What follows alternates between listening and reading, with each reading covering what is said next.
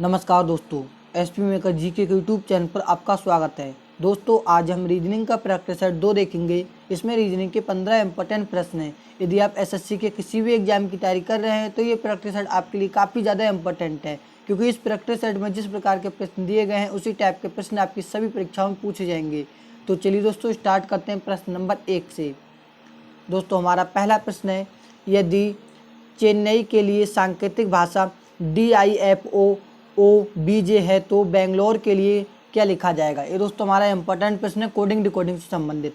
सबसे पहले हमें यहाँ पर पता लगाना है कि इन्होंने चेन्नई को इस प्रकार कैसे लिखा है, तभी दोस्तों हम बता पाएंगे कि बेंगलोर को क्या लिखा जाएगा।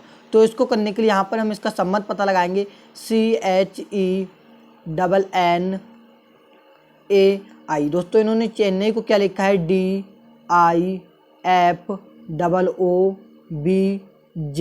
अब देखेंगे इसमें हमारा क्या पैटर्न अप्लाई हो रहा है। यहाँ पर आप दोस्तों ध्यान से देखेंगे, C से D हो रहा है, H से I हो रहा है, E से F हो रहा है, N से O हो रहा है, N से O हो रहा है, A से B हो रहा है, I से J हो रहा है। यानी दोस्तों इसमें क्या है, +1 का पैटर्न हमारा यहाँ पर फॉलो हो रहा है। यानी दोस्तों C के बाद क्या है, D, H के बाद I, इस प्रकार से हमारा एक एक सब में अक्षर ऐड हो रहा है। अब हमसे देखेंगे, हमसे क्या पूछा गया, हमसे पूछा गया बेंगलोर, BANGLORE।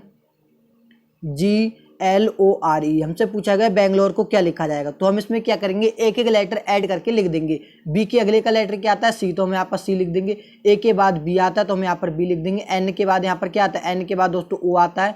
जी के बाद क्या आता है, एच आता है। एल के बाद क्या आता है, एल के बाद एम आता है। ओ के बाद क्या आता है, ओ के बाद पी आता है। आर के बाद क्या आता है, एस आता है। ई के बाद एफ आता है। तो हमारा दोस्तों सही उत्तर निकल के आ चुका है CBOHM। हम देखेंगे CBOHM PSF कौन सा ऑप्शन में दिया गया है, यहाँ पर दोस्तों ऑप्शन नंबर बी में दिया गया है। तो यहाँ पर हमारा सही जवाब हो जाएगा ऑप्शन नंबर बी। अगला प्रश्न दोस्तों देखेंगे, प्रश्न नंबर 2। यदि GO 32 तथा C 49 हो तो सम को क्या लिखा जाएगा। दोस्तों आपका इंपॉर्टेंट प्रश्न है अक्षर संख्या श्रृंखला से, अक्षर संख्या कोडिंग से संबंधित। तो देखेंगे इसको हम कैसे सॉल्व करेंगे। जब भी दोस्तों जो लेटर को नंबर में यहाँ पर जो कन्वर्ट करके लिखें, तो हम भी यहाँ पर जो लेटर दिए गए इसकी प्लेस वैल्यू देखेंगे। जी आपका कितने 7 पर आता है, वो आपका 15 पर आता है। अगर हम इनको दोस्तों ऐड कर रहे हैं तो 15 और 7 कितना हो जाएगा दोस्तों आपका 22, लेकिन यहाँ पर कितना 32 दिया गया है। तो यहाँ पर हम और दूसरा कोई पैटर्न लगा के देखेंगे कि इन्होंने गो बराबर 32 किस प्रकार लिखा है। अगर हम दोस्तों इनके विपरीत निकाल दें, जी का विपरीत क्या होता है, टी होता है। ओ का विपरीत क्या होता है, ओ का विपरीत एल होता है। अब हम इनकी अगर हम नंबरिंग करके देखें दोस्तों, तो टी आपका 20 पर आ जाएगा, एल आपका 12 पर आ जाएगा। यदि दोस्तों हम ऐड करें 20 और 12 को ऐड करें तो 20 और 12 दोस्तों यहाँ पर 32 मिल जाएगा, जो कि दोस्तों इन्होंने इस प्रकार यहाँ पर लिखा है। अब इसी पैटर्न के आधार पर हम पता लगाएंगे कि इन्होंने सी को 49 कैसे लिखा है। तो सबसे पहले इसके विपरीत लेटर निकालेंगे। एस का विपरीत क्या होता है, एच होता है। एच का विपरीत एस होता है। ई का विपरीत क्या होता है, बी होता है। जब हम इसकी नंबरिंग करेंगे दोस्तों, एच आपका 8 पर आ जाएगा। यहाँ पर देखेंगे जब हम इसकी दोस्तों नंबरिंग करेंगे, एच आपका कितने, एच आपका 8 पर आ जाएगा, एस 19 पर आ जाएगा, और बी आपका 22 पर आ जाएगा। जब हम इनको ऐड करेंगे 19 और 8 27, 27 और 22 कितना यहाँ पर 49 देखने को मिल जाएगा। यानी दोस्तों इसमें हमें पैटर्न समझ में आ चुका है। पैटर्न दोस्तों क्या है, जो लेटर दिए गए हैं इसके सबसे पहले हमें इसमें विपरीत निकालना है और उसकी नंबरिंग करके आपस में ऐड कर देना है, तो हमें यहाँ पर उत्तर देखने को मिल रहा है। अब देखेंगे हमसे क्या पूछा गया, हमसे पूछा गया सम। तो सबसे पहले तो हमें यहाँ पर क्या करना है, सम के विपरीत लेटर को निकालना है। हमसे पूछा गया सम, सम का विपरीत यहाँ पर हम निकालेंगे। एस का विपरीत क्या होता है, एस का विपरीत एच होता है। ओ का विपरीत क्या होता है, एल होता है। एम का विपरीत एन होता है। ई का विपरीत बी होता है। अब हम करेंगे इसकी नंबरिंग। एच आपका 8 पर आ जाएगा, एल आपका 12 पर आ जाएगा, एन आपका 14 पर आ जाएगा, बी आपका दोस्तों 22 पर आ जाएगा। अब हम दोस्तों इन सबको आपस में ऐड कर देंगे। आपस में ऐड करेंगे, जो हमारा यहाँ पर निकल के आएगा वही हमारे यहाँ पर उत्तर होगा। 12 8 20, 20 और 14, 20 और 14 आपका यहाँ पर हो जाएगा 34, 34 और 22, 34 और 22 आपका यहाँ पर कितना 56 निकल के आ जाएगा। 34 और 22 कितना यहाँ पर आपका 56 निकल के आ जाएगा। इन दोस्तों सम बराबर कितना निकल जाना चाहिए, सम बराबर 56 होना चाहिए। तो दोस्तों अब आप देखेंगे 56 कौन सा ऑप्शन में दिया गया है, 56 यहाँ पर ऑप्शन नंबर ए में दिया गया है। तो यहाँ पर हमारा सही जवाब हो जाएगा ऑप्शन नंबर ए। उम्मीद करता हूँ दोस्तों ऐसे प्रश्न हम गलती नहीं करेंगे। अगला प्रश्न दोस्तों देखेंगे, प्रश्न नंबर 3। यदि 1 नवंबर को सोमवार है तो 25 तारीख को कौन सा दिन होगा। ये दोस्तों हमारा कैलेंडर से संबंधित इंपॉर्टेंट प्रश्न है। प्रश्न हमसे पूछ रहा है 1 नवंबर को, हमें बता रहा है कि 1 नवंबर को सोमवार है, तो प्रश्न पूछ रहा है 25 तारीख को कौन सा दिन होगा, मतलब नवंबर में ही। तो दोस्तों इसमें आपको एक बात याद कर लेनी है, जो सप्ताह दिन होते हैं वो आपके चेंज नहीं होते हैं। जैसे सपोज डेट, जैसे अगर आज मंगलवार है तो आने वाले 7 दिन बाद भी क्या होगा दोस्तों, मंगलवार ही होगा। तो इस पैटर्न के आधार पर आपको चलना है। तो यहाँ पर आप देखेंगे 1 नवंबर का इन्होंने हमें दिया है।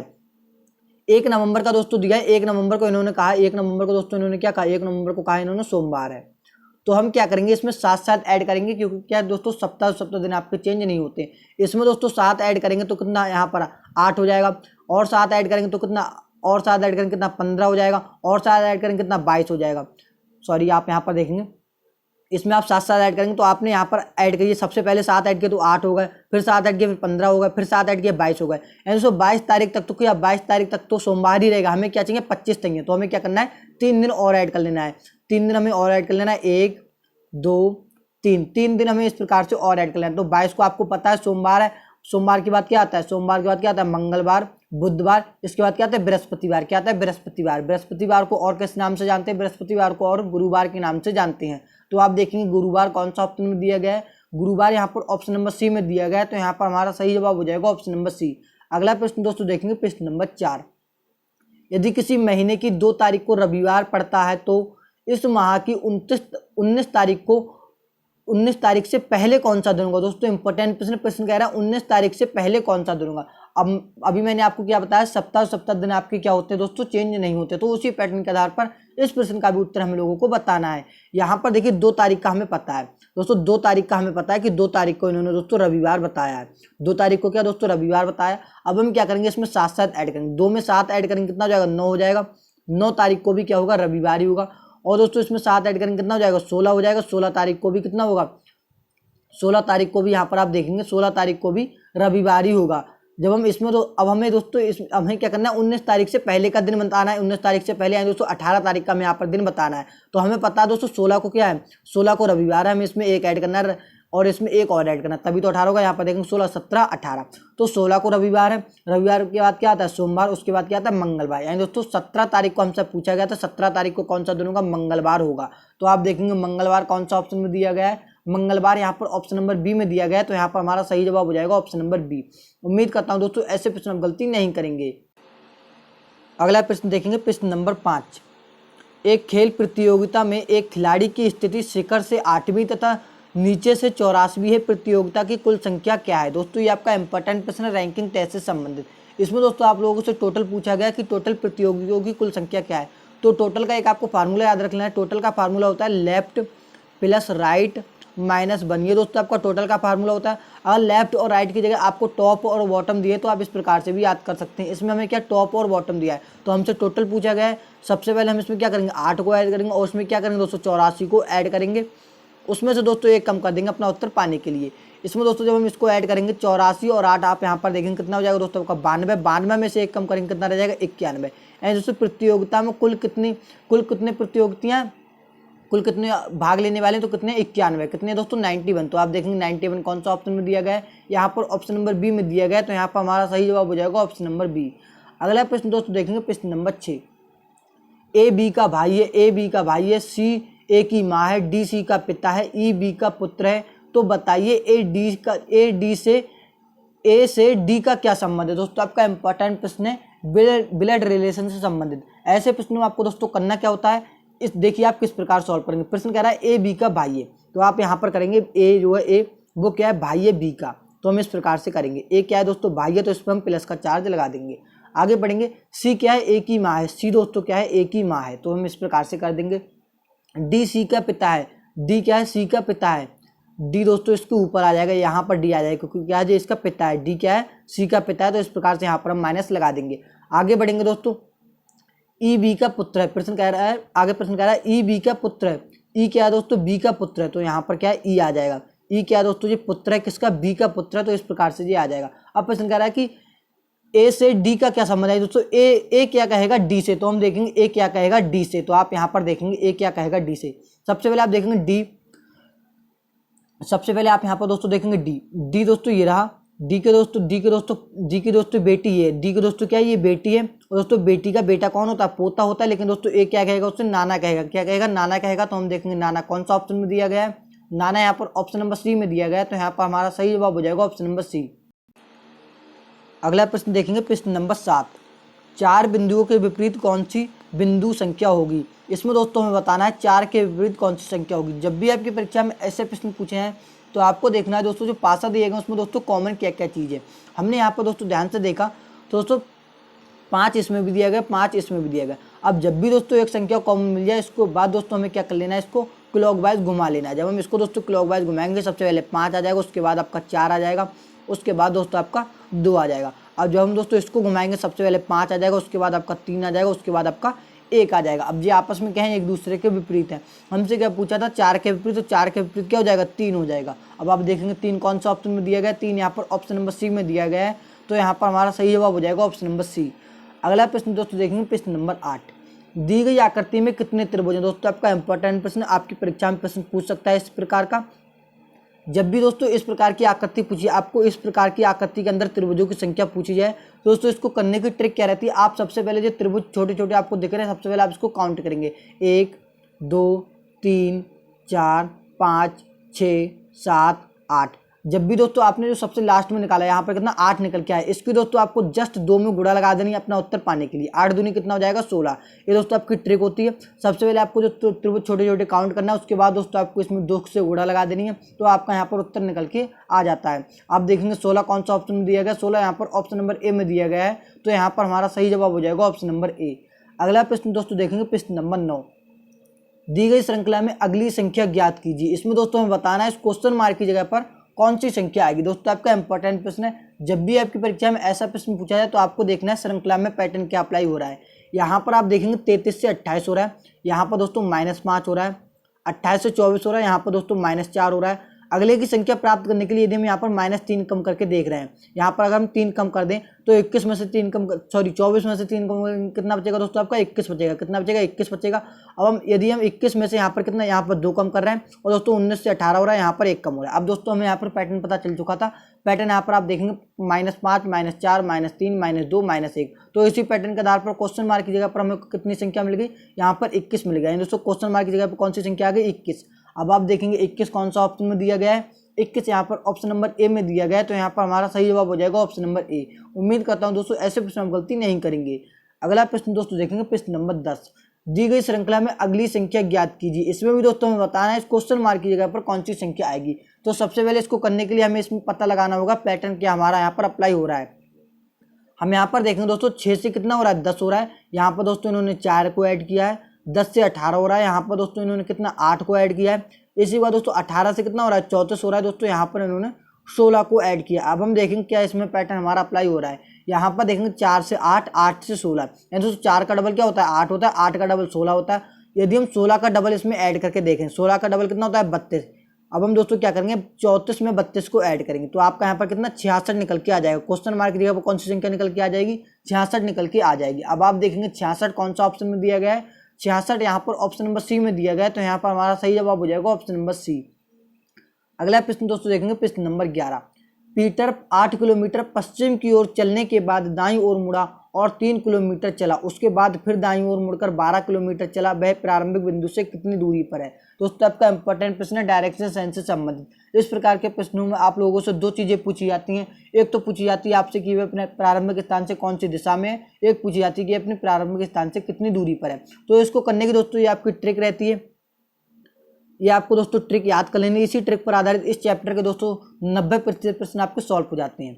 अब देखिए इस ट्रिक को आपको अप्लाई कैसे करना है, उत्तर और दक्षिण को माइनस करना है, पूर्व और पश्चिम को आपको यहाँ पर माइनस करना है। अब प्रश्न को यहाँ पर आप पढ़िए, पीटर क्या 8 किलोमीटर पश्चिम की ओर चलने के बाद, यानी दोस्तों 8 किलोमीटर वो पश्चिम में चला। आगे प्रश्न कह रहा है और उसके बाद क्या, दाईं ओर मुड़ा। अब दाईं ओर मुड़ेगा, इधर तो दिशा खत्म हो जाएगी, तो डायरेक्ट कहाँ आ जाएगा, उत्तर में आ जाएगा। उत्तर में आ जाएगा और कितना चल रहा है यहाँ पर, 3 किलोमीटर चल रहा है। उत्तर में दोस्तों कितना, 3 किलोमीटर चल रहा है। आगे प्रश्न कह रहा है उसके बाद फिर दाईं ओर मुड़ा। अब दोस्तों दाईं ओर मुड़ेगा तो यहाँ पर आ जाएगा। दाईं ओर मुड़कर कितना, 12 किलोमीटर चला, तो हम इसमें 12 किलोमीटर लिख देंगे। अब प्रश्न कह रहा है प्रारंभिक बिंदु से कितनी दूरी पर है, तो हमें क्या करना है, पूर्व और पश्चिम को माइनस करना है, उत्तर और दक्षिण को माइनस करना है। तो हम क्या करेंगे, यहाँ पर 8 को यहाँ पर कम कर लेंगे बड़े में से, क्योंकि दोस्तों 12 यहाँ पर क्या है, 12 यहाँ पर दोस्तों बड़ा है, तो हम इसमें से क्या करेंगे, 8 को यहाँ पर कम कर लेंगे। तो हम यहाँ पर देखेंगे कितना बचेगा, यहाँ पर हमारा 4 बचेगा। कितना बचेगा, 4 बचेगा। जब भी दोस्तों यहाँ पर इस प्रकार की 2 डायरेक्शन आपकी पास पास की डायरेक्शन बच जाए, तो आपको क्या करना है, जो आपकी संख्या बची हुई, संख्या क्या बची हुई आपकी दोस्तों 3 और 4, हमें क्या करना है दोस्तों, इनका स्क्वायर करके अंडर रूट कर देना है। इनका स्क्वायर करके अंडर रूट कर देना है। इस प्रकार से जब हम इनका दोस्तों स्क्वायर करेंगे, 3 का स्क्वायर 9, 4 का स्क्वायर 16, 16 होना कितना, अंडर रूट में 25 निकल के आ जाएगा। 25 से बाहर रूट के बाहर निकालेंगे तो कौन सी संख्या, 5 निकल के आ जाएगी। यानी दोस्तों अब प्रारंभिक बिंदु से कितनी दूरी पर है, तो 5 किलोमीटर की दूरी पर है। तो आप देखेंगे 5 कौन सा ऑप्शन में दिया गया है, 5 यहाँ पर ऑप्शन नंबर डी में दिया गया है। तो यहाँ पर हमारा सही जवाब हो जाएगा ऑप्शन नंबर डी। अगला प्रश्न देखेंगे प्रश्न नंबर 12। अशोक किसी स्थान से 4 किलोमीटर पूर्व की ओर जाता है और बाईं ओर मुड़कर 3 किलोमीटर जाता है। अशोक अपने प्रारंभिक बिंदु से कितनी दूरी पर है। इसमें भी दोस्तों हमसे पूछ रहा है कि यह अपने प्रारंभिक स्थान से कितनी दूरी पर है। तो यहाँ पर हमें इसी ट्रिक पर यहाँ पर वर्क करना है। प्रश्न कह रहा है अशोक किसी स्थान से 4 किलोमीटर पूरब की ओर जाता है, तो हम यहाँ पर 4 किलोमीटर पूरब में लिख देंगे। आगे प्रश्न को पढ़ेंगे। और बाईं ओर मुड़ता है, बाईं ओर मुड़ेगा तो यहाँ पर आ जाएगा, यहाँ पर कितना 3 किलोमीटर चलता है। प्रश्न कह रहा है अशोक अपने प्रारंभिक स्थान से कितनी दूरी पर। जब भी पास की यहाँ पर डायरेक्शन मिल जाए, तो मैंने अभी आपको क्या बताया था, आपको दोस्तों इनका रूट स्क्वायर करके रूट में इनको रूट में ऐड कर देना है दोस्तों। सबसे पहले 3 का स्क्वायर इसमें हमें ऐड करना है और 4 का स्क्वायर हमें यहाँ पर ऐड करना है। अब आप यहाँ पर देखिए 3 का स्क्वायर 9 होता है, 4 का स्क्वायर कितना 16 होता है। 16 और 9 कितना हो जाएगा दोस्तों, आपका 25 हो जाएगा। जब हम इसको बाहर निकालेंगे कौन सी संख्या, 5 यहाँ पर निकल के आ जाएगी। यानी दोस्तों अब प्रारंभिक स्थान से कितनी दूरी पर है, 5 किलोमीटर की दूरी पर है। तो आप देखेंगे 5 किलोमीटर कौन सा ऑप्शन में दिया गया है, यहाँ पर ऑप्शन नंबर बी में दिया गया है। तो यहाँ पर हमारा सही जवाब हो जाएगा ऑप्शन नंबर बी। दोस्तों इस चैप्टर के 90% जो आपके प्रश्न होते हैं वो इसी ट्रिक पर सॉल्व हो जाते हैं। तो आपको दोस्तों क्या करना है, ज़्यादा से ज़्यादा इस ट्रिक पर अपनी प्रैक्टिस करनी है, ताकि आप अच्छे तरीके से अपने प्रश्नों का उत्तर ला पाएँ। अगला प्रश्न दोस्तों देखेंगे प्रश्न नंबर 13।